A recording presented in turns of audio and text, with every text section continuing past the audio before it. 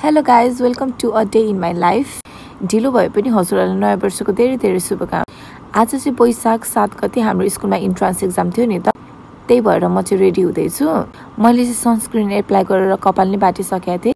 So लास्टमा चाहिँ मैले यो वाटरको भ्यानिला फ्लेभरको परफ्युम लगाएँ। कसलाई यो परफ्युम मन पर्छ हजुर कमेन्ट गर्नुस् है। आज चाहिँ धेरै दिनपछि स्कुल गएर होला, लास्टै अल्छी लागिरहेको थियो कि। त्यही भएर जानुभन्दा अगाडि 1 कप पानी चाहिँ खाएँ मैले अनि अलिक फ्रेश भएर म रेडी भएँ।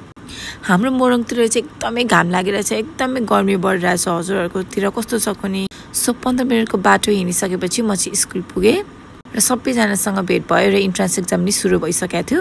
अनि एकछिन पछाडि हामीले खाजा, चना र चिया पनि खायौँ। एकदमै मिठो भएको थियो र धेरै दिनपछिको मिठो गफ र हाँसो गइरहेको थियो हाम्रोमा चाहिँ। एकदमै रमाइलो भयो र मलाई चाहिँ आजको दिन एकदमै बोरिङ हुन्छ होला जस्तो लागिरहेको थियो, तर and of the day it was good.